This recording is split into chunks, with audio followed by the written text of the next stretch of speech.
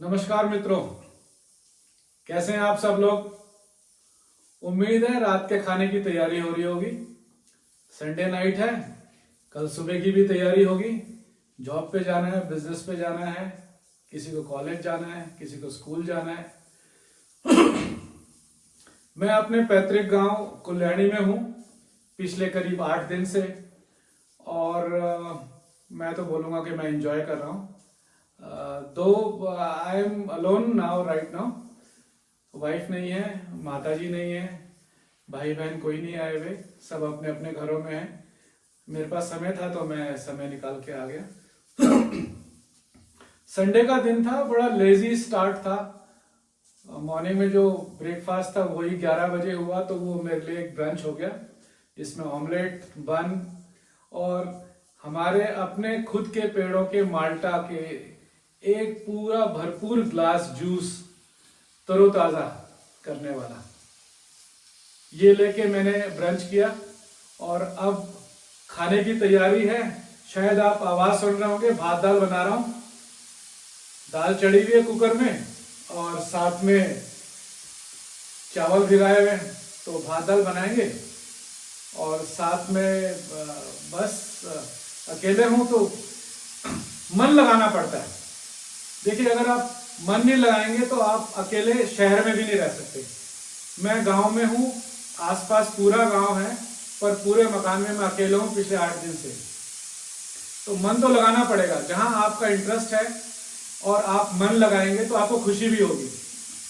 और मैंने जैसे पहले अपने कई वीडियो में बताया कि किचन मेरे लिए स्ट्रेस बस्टर्स का भी काम करता है। और देवभूमि उत्तराखंड में स्ट्रेस का तो नाम ही नहीं है। तो ये मेरे लिए एक एंजॉयमेंट एक्टिविटी है। सुबह उठाऊं, घर साफ किया है, टॉयलेट साफ किया है, घर में सफाई की है, उसके बाद में वॉशिंग मशीन लगाई, कपड़े धोए, पानी की टंकियां भरी, पीने का पानी भरा। उसके बाद में 11 साढ़े 11 बजे मैंने लंच कम ब्रंच किया, जिसमें ऑमलेट था, ब्रेड थे, बन थे और माल्टा का जूस था। फिर दिन भर निश्चिंत। और मैंने अपने जो किताब हैं जो मैं अपने साथ में लाया हूँ उसको पढ़ना शुरू किया। फिर गांव वाले आ जाते हैं। आज लेजी स्टार्ट था सबके लिए, तो जो कुछ 2-4 लोग यहाँ से सरकारी नौकरी में हैं वो भी घर पे थे, बच्चे भी घर पे थे। पूरा दिन जो है तेज धूप को सेकते हुए विटामिन डी भरपूर लिया। और इस विटामिन डी के साथ में शाम के 4 कब बज गए कुछ पता नहीं चला। हमारे घर की लोकेशन ऐसी है कि 7 और 7:30 के बीच में डायरेक्ट धूप बेडरूम के अंदर आ जाती है, अगर आपने बाहर का दरवाजा खोल दिया। और शाम को करीब 4 सवा 4 बजे तक पूरी धूप पूरी ताप के साथ रहती है। तो 4 बजे के बाद में मान के चलिए, अगर थोड़ी बहुत धूप है तो उसमें वो आंच नहीं रहती, गर्मी नहीं रहती। तो 7:30 से 4 बजे तक मैंने एंजॉय किया अपनी बुक्स को, और बुक्स के साथ साथ में धूप को। शाम हुई, कुछ रिश्तेदार आ गए, गांव से आ गए मिलने के लिए, चाय बनाई, नमकीन सर्व किया और 1-1.5 घंटा कब बीत गया कुछ पता ही नहीं चला। उसके बाद थोड़ा ईश्वर के सामने हाथ जोड़े और ऊपर से छत से जो कपड़े सुखाए हुए थे वो लेके आया। और फिर मैंने क्या किया कि दाल भिगा के रख दी ताकि उसको बनने में ज्यादा टाइम ना लगे। मिक्सी ग्राइंडर में मैंने टमाटर पीसे, अदरक लहसुन का पेस्ट किया, दाल चढ़ा दी। दाल आपके सामने, कुछ कुकर की आवाज आपको आ रही होगी। और उसके बाद में चावल भिगा दिए। तो अभी जो बाहर का टेम्परेचर है वो करीब 8 के करीब है। ये देखिए, मेरी दाल जो है वो पक गई है। ये करीब दूसरी सीटी है, जिससे मेरे को लगता है कि अभी मिल गई होगी और जो दाल है वो खाने लायक बन गई होगी। अब सिर्फ इतना करना है कि जब इसका भाप निकल जाए तो इसमें छौंक लगाऊंगा जीरे का और हींग का, और साथ में चावल भिगाए हुए। सोचता हूं कि आज इसको बिना कुकर के ऐसे ही पकाऊं। ये दिनचर्या है। और मान के चलिए ये जो मेरे 8-10 दिन या 12-15 दिन जो मैंने समय निकाला है अपने रूटीन से, ये मेरे लिए एक मेमोरेबल एक्सपीरियंस है। वैसे मैं गांव लगातार आता रहता हूं, करीब ये मान के चलिए कि साल में 5 या 6 विजिट हो जाते हैं। अगला विजिट यहां से जाने से पहले ही हम लोग डिसाइड कर लेते हैं कि अब हमको जनवरी में आना है या फरवरी में आना है या मार्च में आना है। तो ये मेरा चौथा विजिट है इस 2025 का, जिसमें 2 विजिट मेरे वाइफ के साथ थे और 2 विजिट मेरे अकेले हैं। ये मेरा दूसरा अकेला विजिट है। इससे पहले मैं जुलाई और अगस्त में पंचायती चुनाव में मतदान करने आया था और अकेले आया था। उस टाइम वाइफ नहीं आई थी, तो इस टाइम भी वाइफ के पास में छुट्टियों का अभाव था ऑफिस में, तो वो नहीं आ पाई। और 2 विजिट हम एज अ कपल आए थे। मेरे को लगता है कि ये गांव से कई लोग बोलते हैं कि हमारे पास में सुविधा नहीं है, गांव में कई दिक्कतें हैं।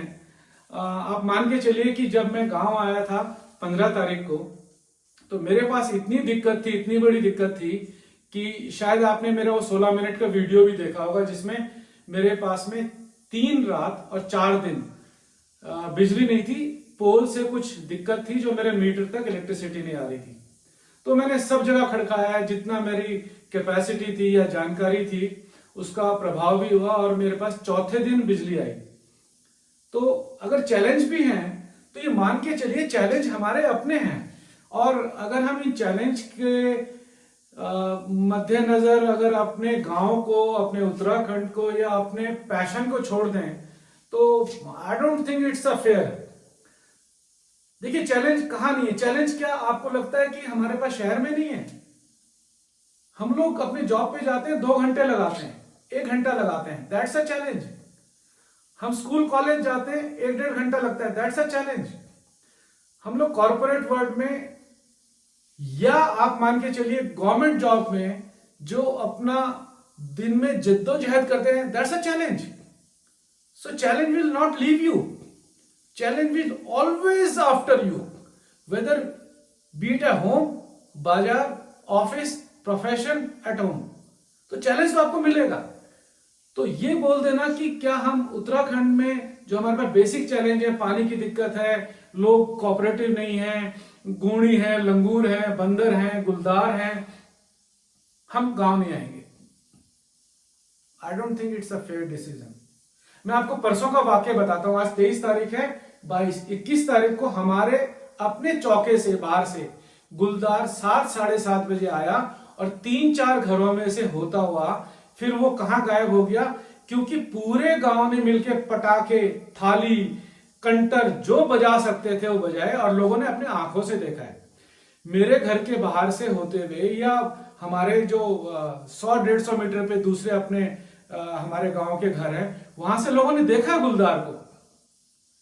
गुलदार हमारे आंगन से होते हुए जंगलों में डिसअपेयर हुआ है। तो इसका मतलब ये नहीं है कि हम लोग आएंगे नहीं। हाँ, चैलेंज है, खतरा है। हम लोग अपने घर को 6-6:30-7 बजे लॉक करके या बंद करके अपने घर में अंदर रहते हैं, ये सबके साथ में है। पर that doesn't mean that we disown our village. ये चैलेंज रहेंगे, मान के चलिए। और अगर आप इन चैलेंज को छोड़ देंगे तो आप अपने कस्बों में, आप अपने शहर में, आप अपनी दिनचर्या को भी नहीं जी सकते, क्योंकि challenge is a part of a life. तो बात मानिए, एक छोटा सा सजेशन है, बीइंग अ फ्रेंडली एडवाइस। अगर आपके गांव में, आपके पट्टी में या ब्लॉक में कोई चैलेंज भी है, उसको एड्रेस कीजिए। एड्रेस करने के साथ साथ में अगर आपको लगता है कि वो अनएड्रेसेबल है, उसको एक हायरार्की ऊपर ले जाइए। मैंने अपने बिजली के चक्कर में ऐसे ही किया। मैंने पहले लाइनमैन से बात की, बात नहीं बनी। मैंने जेई से बात की, बात थोड़ी सी बनी पर एड्रेस नहीं हुई।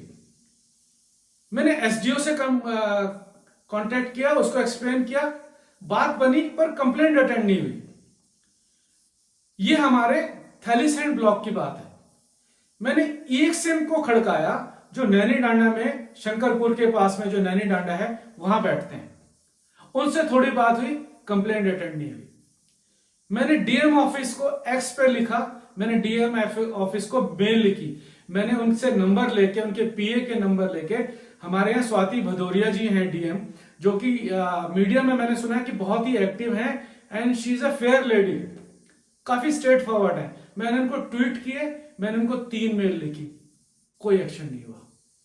लाइनमैन चौड़ा होता गया, उसने बताया, मैंने 1912 पे कंप्लेंट की जो कि एक स्टैंडर्ड नंबर है कंप्लेंट के लिए, कोई एक्टिविटी नहीं हुई।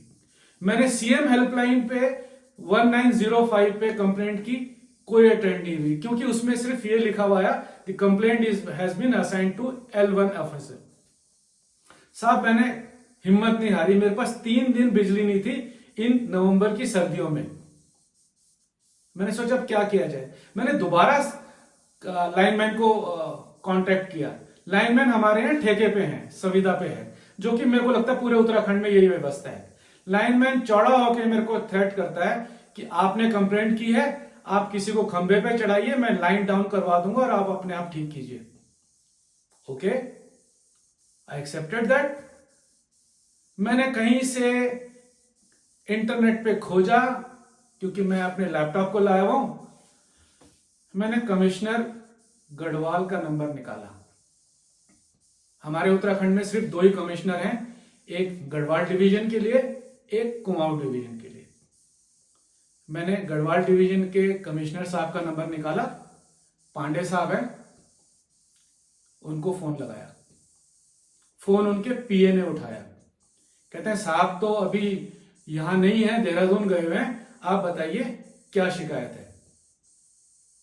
मैंने I explain the complete order of 4 days.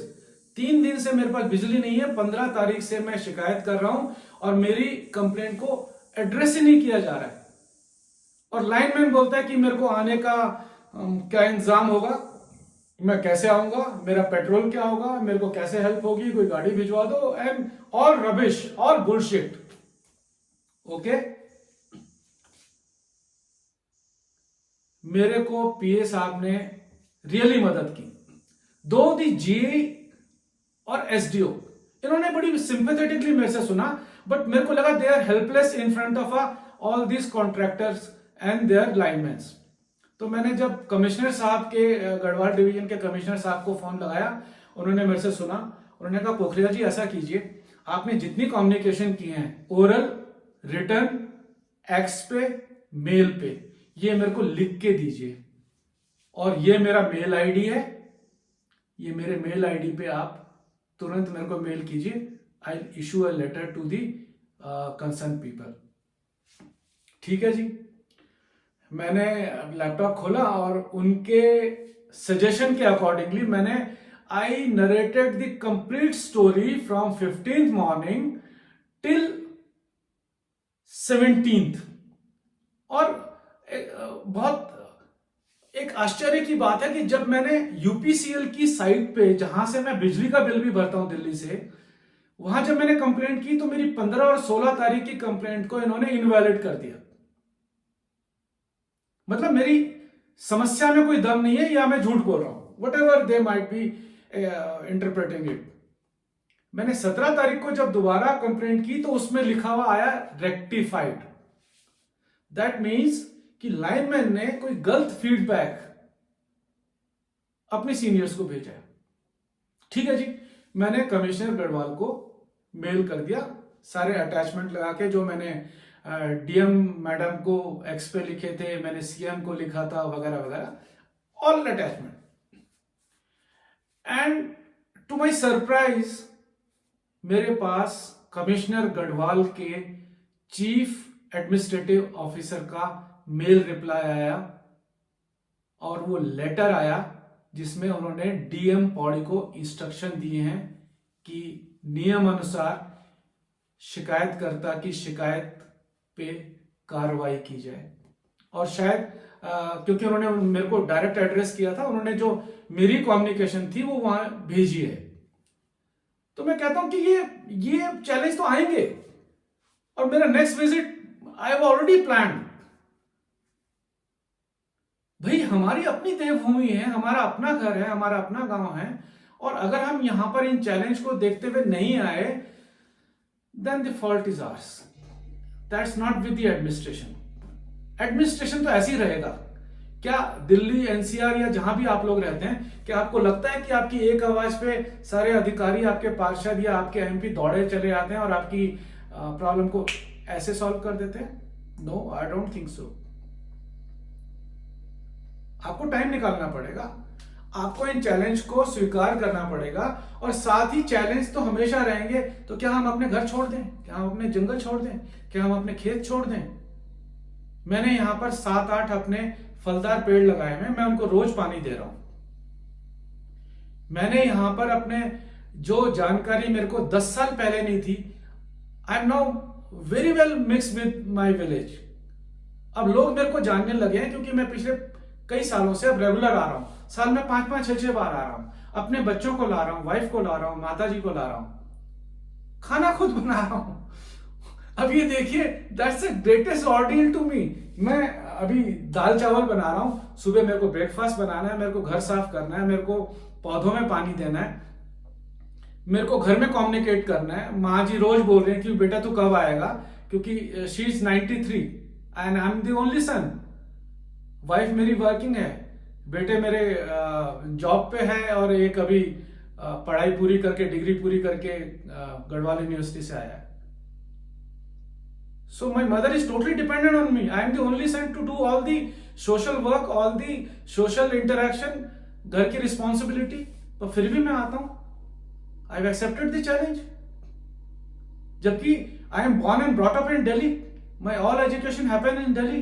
My marriage happened in Delhi. I worked throughout 35 years in Delhi. Still I love my native village. ये पैशन जगाना पड़ेगा। ये पैशन आपको अपने अंदर करना पड़ेगा कि आर वी रियली उत्तराखंडी, और जस्ट विद द सरनेम कि मैं पोखरियाल हूं, मैं ढांडियाल हूं, मैं नौटियाल हूं, मैं रावत हूं, मैं बिष्ट हूं, मैं वट एवर कास्ट। तो ये कास्ट सिर्फ लिखने से उत्तराखंडी नहीं होंगे, हमको कनेक्ट करना पड़ेगा।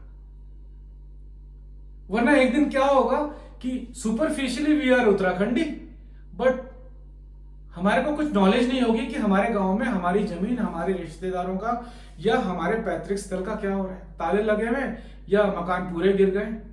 तो हमको सुपरफिशियल उत्तराखंडी नहीं बनना है, हमको बनना है एक्टिव उत्तराखंडी, जहां पर हमारी भागीदारी भी हो, जहां लोग हमको पहचाने, जहां लोग हमारी वैल्यू करें। And that will only happen when we travel here regularly, at least couple of times in a year, at least couple of times. एक बार आके सिर्फ 2 दिन एज अ मेहमान रह के, nobody will recognize us. That what I have experienced in past years. अब हमको लोग इसलिए पहचानते हैं, इसलिए इज्जत करते हैं क्योंकि हम रेगुलरली आते हैं। और हमारे उत्तराखंड में तो ये रिवाज है, आपने भी एक्सपीरियंस किया होगा कि हमसे अगर बड़े उम्र के भी हैं और नाते रिश्ते में हमसे छोटे हैं तो वो रुक के हमसे पैर छूते हैं। इतनी इज्जत आपको अपने कस्बे, अपने सिटी या अपने मोहल्ले में नहीं मिलेगी। That respect we only earn in our Uttarakhand. Believe me, it's a blessing to us, and if we don't utilize that blessing, will be called fool in years to come, क्योंकि हमारे बच्चे तब डिस्कनेक्ट हो चुके होंगे।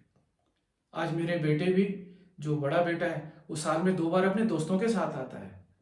वो तभी हुआ है जब वो देख रहा है कि मेरे पेरेंट्स, मेरी दादी गांव जा रहे हैं और उन्होंने वहां 18-20 लाख की इन्वेस्टमेंट की हुई है, और वो इन्वेस्टमेंट भी ऐसी है जहां आप जाके रह सकते हैं, एंजॉय कर सकते हैं, rather than spending thousands of rupees for couple of days in any commercial hill station where you get every second person from your neighborhood. Parking की दिक्कत है, यहां गुलदार की दिक्कत है, या रीछ की दिक्कत है, या गुणी की दिक्कत है, या बंदर की दिक्कत है, और बावजूद इसके we are very very very very safe in our village. लोग इज्जत करते हैं, लोग बात करते हैं, लोग बात करने को तैयार हैं। ठीक है, पॉलिटिकली लोग छोटे छोटे ग्रुप में बटे होते हैं, but how does it matter to us? It only matters if you want to have a tangle with them. आराम से रहिए, जयराम जी की कीजिए, एंजॉय कीजिए, गांव में मिक्स होइए, और साल में अगर 2 बार आते हैं तो then you will know the dynamics of the people. लोग कैसे बिहेव करते हैं, लोग क्या चाहते हैं आपसे, लोग क्या एक्सपेक्ट करते हैं, how the people play the game in between. और मैं तो आपको सजेस्ट करूंगा, because I belong to education wise clinical psychology, आप एक किताब पढ़िए, games people play, doctor Eric Berne, world famous psychologist थे। और अगर आप इस किताब को पढ़ लेते हैं तो you will get very good insight of the game people play when they interact with each other. खाना मेरा तैयार है, मैंने बहुत ज्यादा बोल दिया मेरे को लगता है, बस अब चावल चढ़ा रहा हूं और उसके बाद टाइम क्या करीब 8 बजे के करीब हो गए, 8:30। आप भी खाना खाइए, मैं भी खाना खाता हूं। कल मेरी कोशिश है कि मैं गांव के अलग अलग हिस्सों में जाके छोटी छोटी वीडियो बनाऊं और जो गांव के मकान बंद हैं या आबाद हैं उनको अपने गांव वालों और आपके साथ में शेयर करूं। होपफुली आप मेरे वीडियो से बोर नहीं होंगे, दो it's a little long lecture, but मैं इसको लेक्चर नहीं बोलूंगा, ब्रदरली एडवाइस बोलूंगा, क्योंकि मैं भी आपके बीच से ही हूं, आपके समाज से ही हूं, उत्तराखंड से ही हूं। हाँ, सिर्फ इतना है कि मैं उत्तराखंड में अपने गांव में रेगुलर हूं। वीडियो करीब 21 मिनट का हो गया, देखिएगा जरूर, पूरा देखिएगा, जस्टिस कीजिएगा मेरे इस टाइम इन्वेस्टमेंट को। Thank you, good night, have a nice day, sweet dreams, कल मिलेंगे, बाय बाय।